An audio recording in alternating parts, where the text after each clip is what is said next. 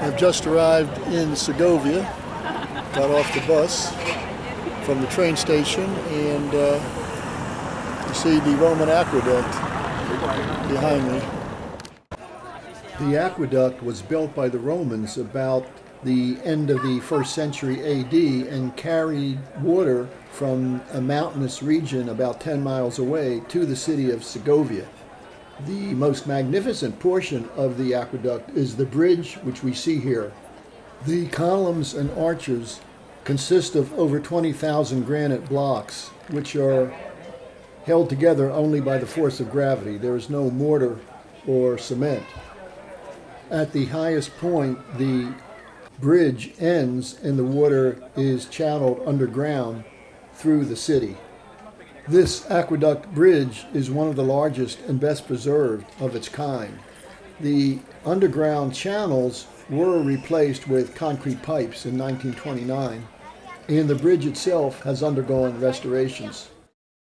Walking up the Calle de Cervantes, we come to this building, the House of 1,000 Sharp Peaks, because it has over 600 diamond-shaped granite points on the walls, which served both a defensive and an ornamental function. It was originally the home of a family of nobles and dates to the 15th century.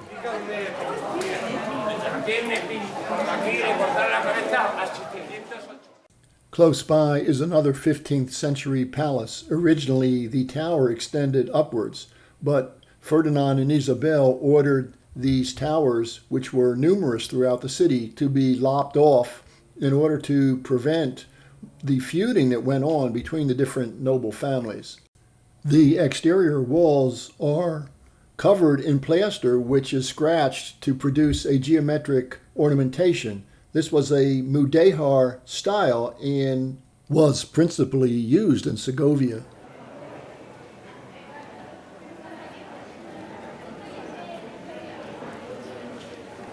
This 15th century house, a former palace, is another fine example of urban aristocratic architecture. The facade is all granite.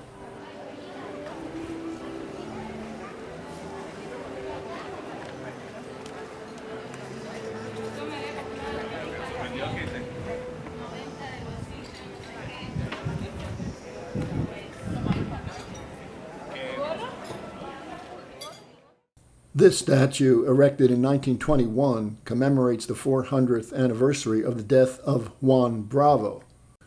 He was a Castilian nobleman who revolted against the rule of Charles V, a Habsburg king, and eventually lost his head.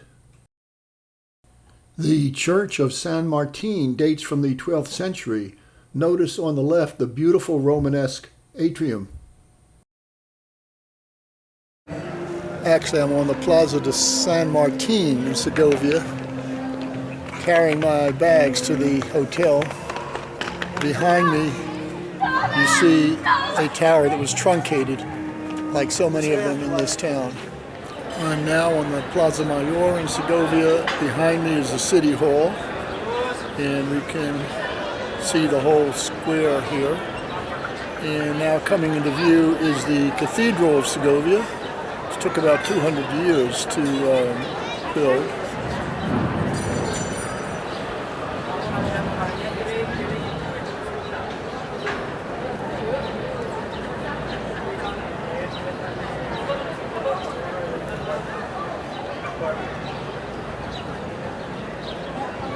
And that is a church that was rebuilt. Okay, I've just climbed 2 flights of stairs at the Hostel Plaza in Segovia, and this is the room. Oh, I'm out of breath. Yeah, it's got a lot of beds.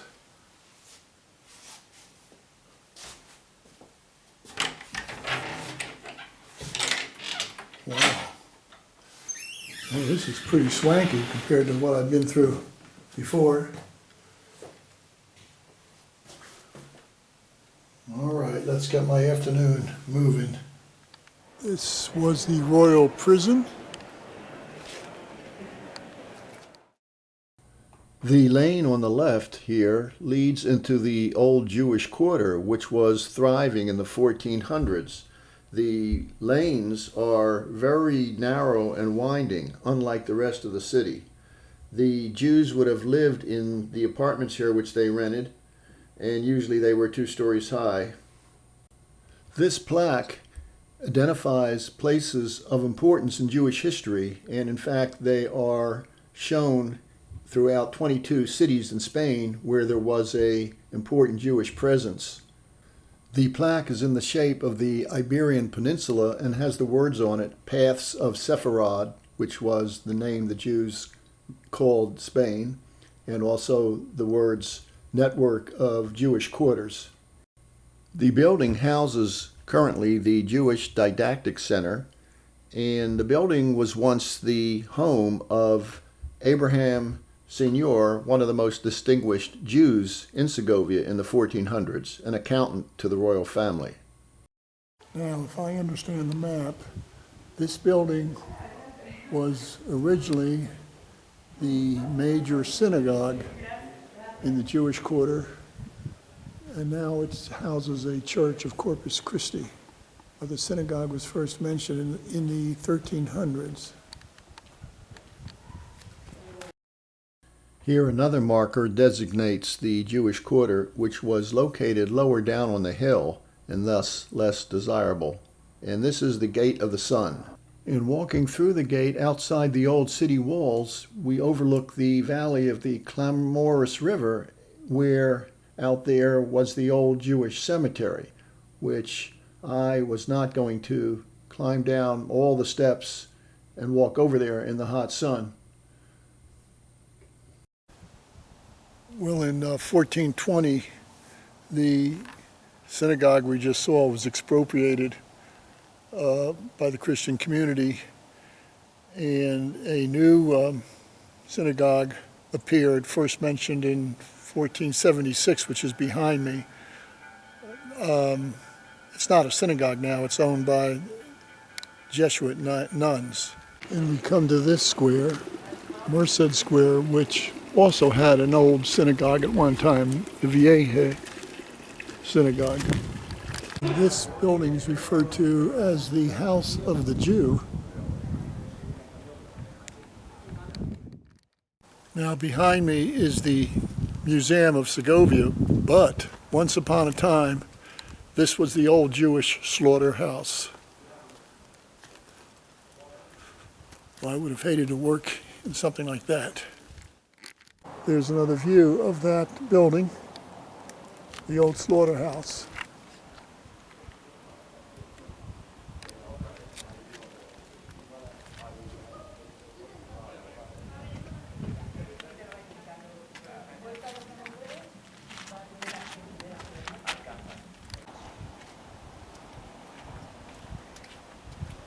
That is the Alcazar.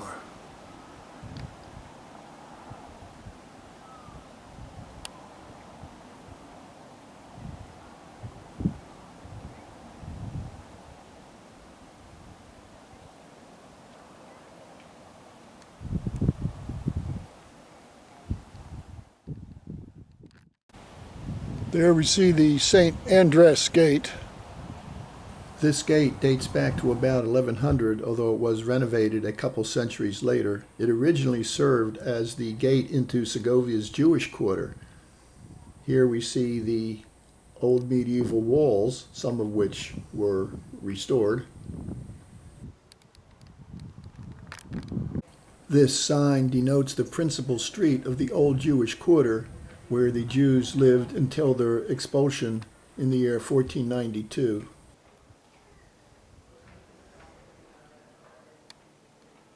Well, I just passed this bar, and I went in, and there were a couple old people sitting in there, but the bartender told me it was closed. I guess it's a Sunday. This pleasant park lies just outside the old wall of the city and just outside of the Jewish quarter, and has an overlook over the Clamorous River Valley.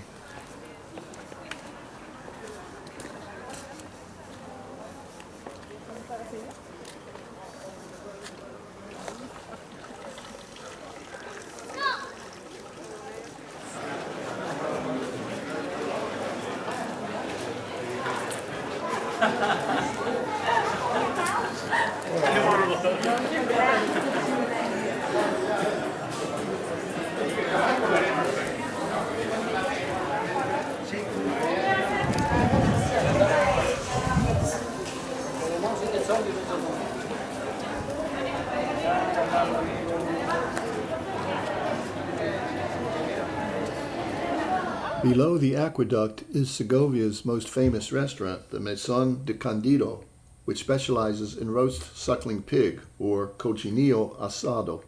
It is run by the same family since 1905.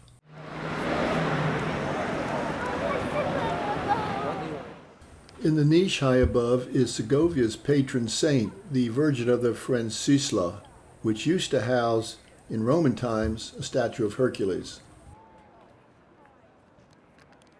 Also nearby is this statue commemorating the 2,000-year anniversary of the aqueduct, a gift from Rome to Segovia in 1974.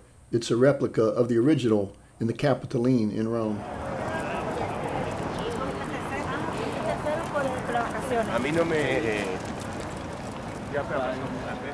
Well, they've climbed to the top of this portion of the aqueduct.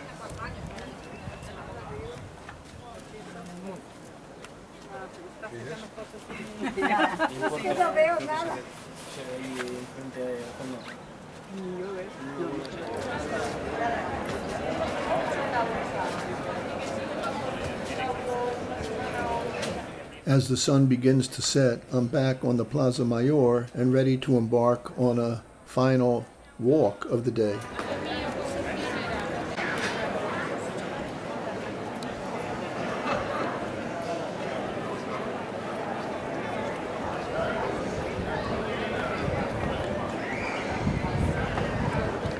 Casa del Hidalgo, where noblemen lived in the 15th and 16th century. Convent of St. Augustine, founded in 1556 and closed in 1821. At least this is the remains of it. I'm just wandering around here at night, going off the side streets and discovering lots of places where the tourists are not walking around.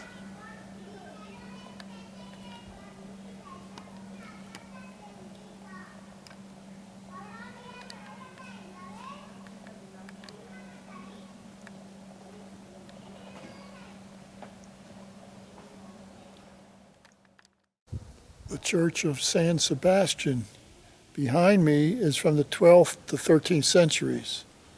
Is in a Romanesque architecture. And this is the Jesuit church and convent from about 1600.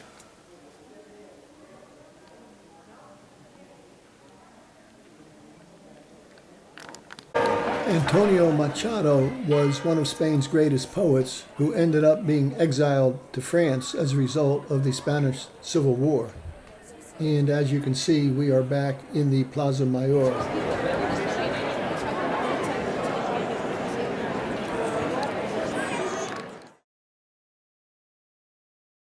Well, I'm starting out my Monday morning after a cup of coffee, and I'm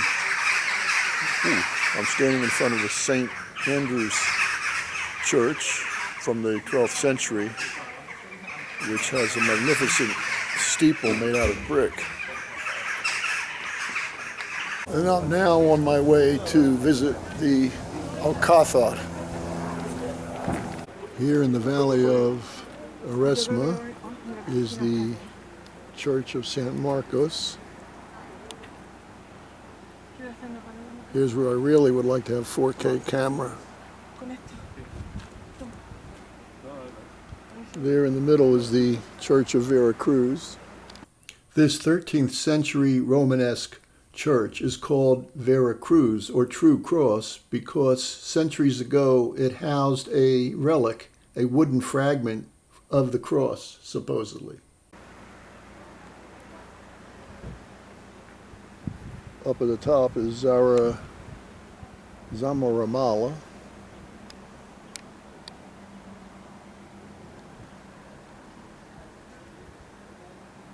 And out there is a monastery. This sprawling structure dates from the 15th century and is today an actively functioning monastery of the Order of the Monks of St. Jerome. It has 4 cloisters and has limited access to the public. It would have been a nice walk to go and visit it, but I just didn't have the time. Well, that guy's not afraid of heights.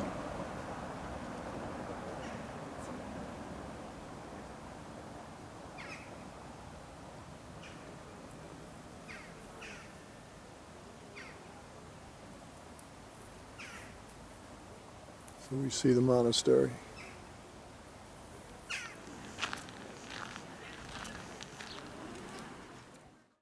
The Alcazar of Segovia is the most famous and fanciful castle in Spain. The word Alcazar derives from the Arabic word for fortress, and this fortress dates back to the 11th century on the site of a previous Roman fortress.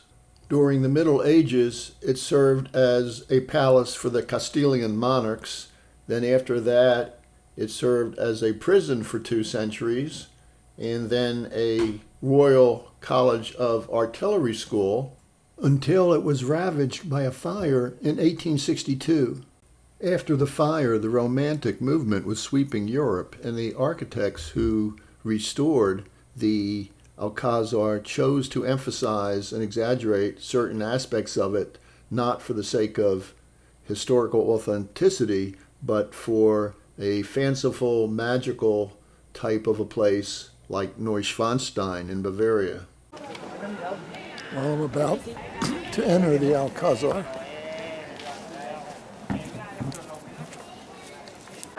And over the drawbridge, you can look down there and a very deep moat. The first room one enters has this exhibit of knights on horseback. There are 12 rooms open to the public, and they have been rebuilt with Moorish or Mudéjar elements. The armor here and throughout the museum was manufactured in Spain around 1900 based on 16th century models. The throne room dates from 1456 and contains the thrones of King Alfonso XIII and Queen Victoria Eugenia. This couple ruled Spain in the early 1900s. The magnificent ceiling in Mudéjar style is a highlight of the castle.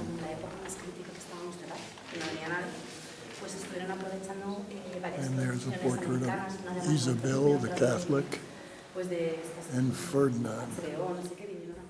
The sumptuous rooms that we see in this castle date to the 13th century, but apparently the ceilings, which were damaged by the fire of 1862, were faithfully restored or rebuilt. This room, built in 1412, is called the galley room because the stunning ceiling looks like the hull of an upside-down ship. Looking out from this galley room, we can see the Church of the True Cross, which we have already mentioned, and the town of Zamaramala up there on the hill.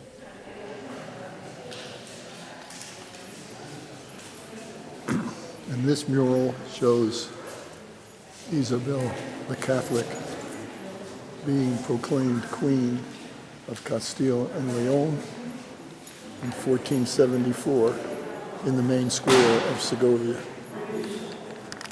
This room, the Salas de las Piñas, has a ceiling molded with 492 pine cones.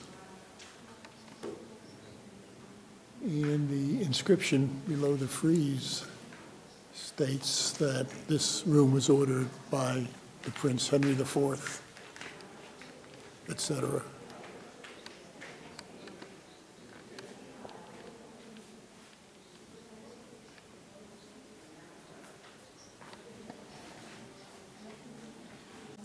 Excuse me, that was 392 pine cones. Next is the royal bedroom.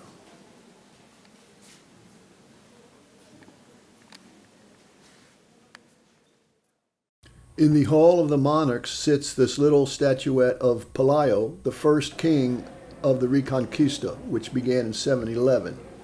The 52 rulers who presided over Castile and Leon during the period of the Reconquista, which ended in 1492, are all represented here by these statuettes, set against a frieze that is gold-plated. The room dates from the 15th and 16th century, though the ornate Islamic ceiling is a replica. The original burned down. This is the so-called court room from the year 1458. This is the chapel. And this painting shows St. James the Moor Slayer with many Muslim heads, which he has decapitated. I have a fear of heights. It's hard for me to get close to these edges. This ornately carved ivory crossbow from the 1500s is the most treasured object in this armory.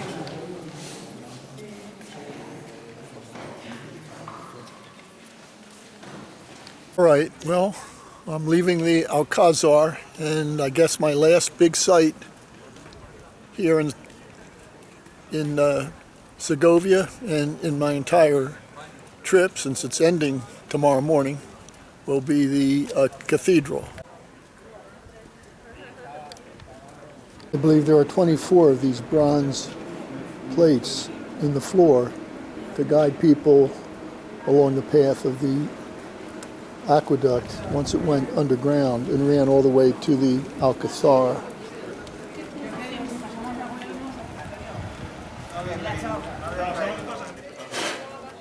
There's another one. Okay, well, I've freshened up and am going to visit the cathedral, my last big project of my whole trip.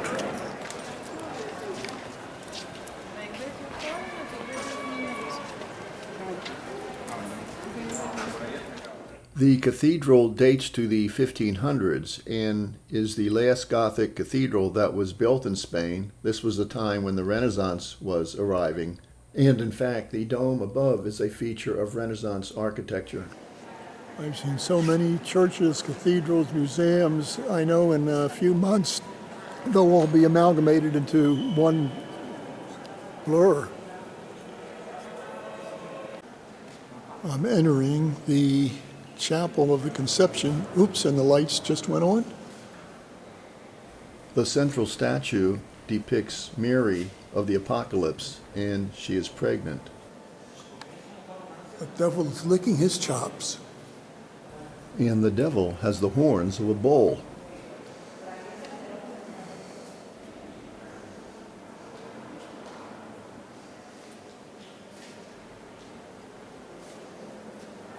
And this painting, The Tree of Life, shows earthly sinners enjoying themselves, and the Grim Reaper is waiting for them by cutting down the tree, whoops, to put them into hell. And Jesus is ringing a bell to alert them. Look out, look out.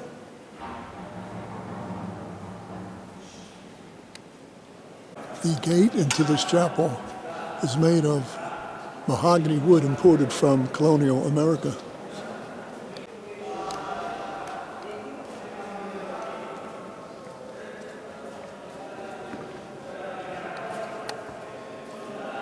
This sculpture is from the 1630s by a Spanish sculptor. Doesn't look very Jewish to me. A painted flamboyant Gothic Pietà crowns the portal into the cloister. This cloister was originally part of a monastery that was next to an old Romanesque cathedral that burned down centuries ago. The stones were moved from that location, stone by stone, to build the cloister here.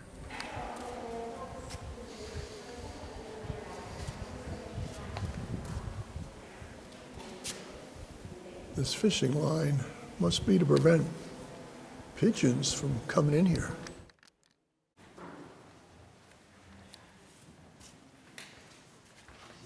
The walls of the chapter room are covered with 11 Flemish tapestries.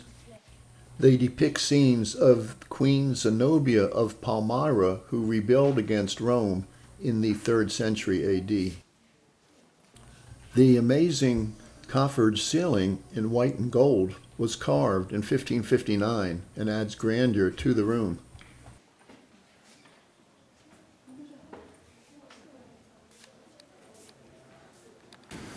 Oh, these stairs are killing me.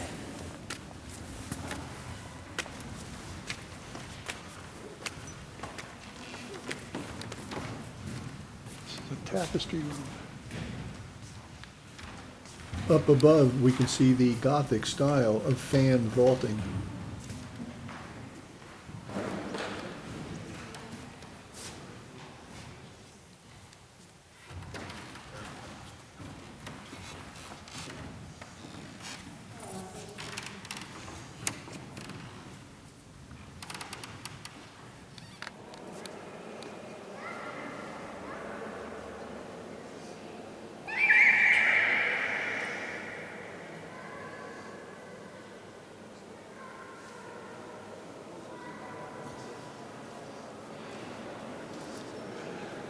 This is the choir.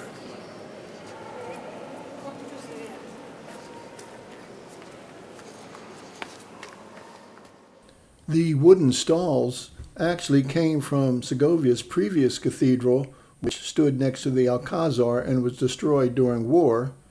They were carved in the 1400s.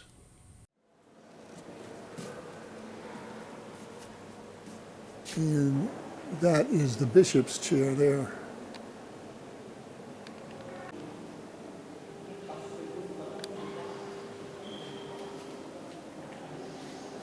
Oh, there's a pig.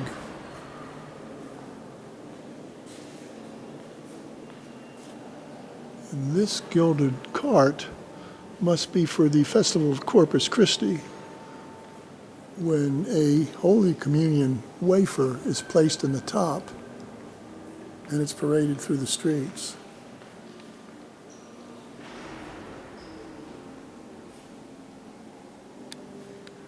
You know, when I visit all these monumental monuments and churches, cathedrals that are so infinitely packed with an incredible number of hours of artistic work, it poses for me a question, a profound question. Why would a civilization pour so much energy and talent into this? Did the investment pay off? Does it make sense in evolutionary terms? And I think the answer is something to the effect that evolution doesn't really explain this, because things exploded a couple thousand years ago with the development of huge populations in cities, and especially a hierarchical society with powerful elites at the top who wanted to control the rest of the population. So the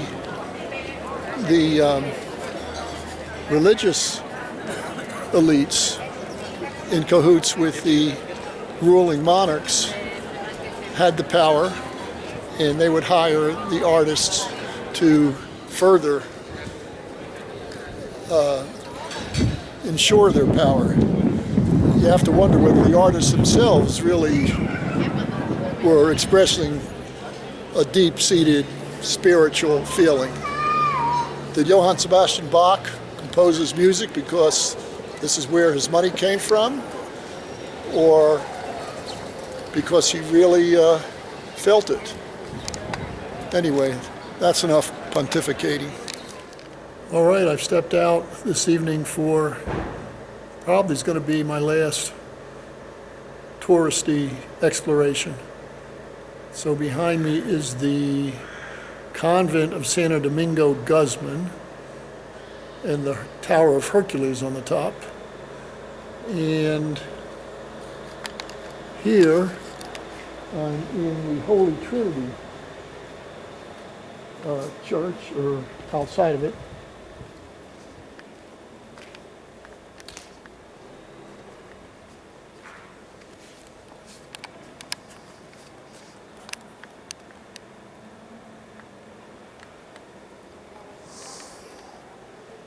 I don't think I can go inside. Stumbled on another thing, the Church of San Quirce from the 1100s. And I think this is the Plaza of the Capuchinos. And this says Aurea Convento Capuchinos. Oh, Cappuccino, Convent of the Capuchinos, which is one of my favorite drinks. Maze of little lanes. And as you can see, they're not level. It's going to be a long climb back up. Well, I've reached a hospital, and this is where I might end up if I push myself walking up the hill coming back. Anyway, I'm almost there to my destination, the gate of San Cibrian. Well, here it is. I don't know.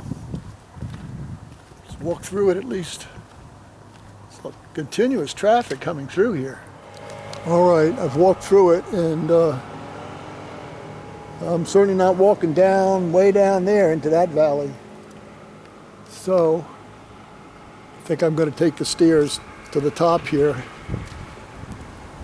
And hopefully, that'll at least get me started on the climb back up to town. Well, we're in town, but I mean back to the main center. So, let's try this.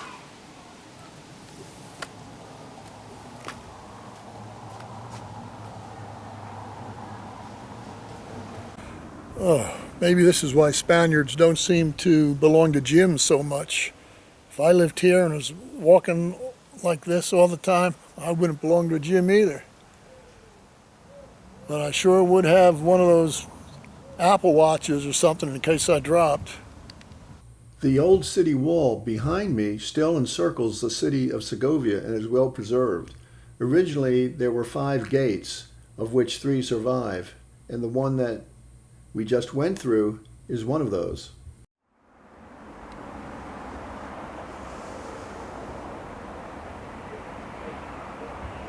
All right, I'm not going to lean over there. I've got astrophobia. That's too much for me.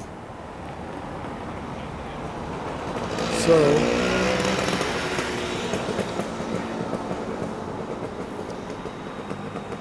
it is quite a view, if I say so myself. All right, let's head back.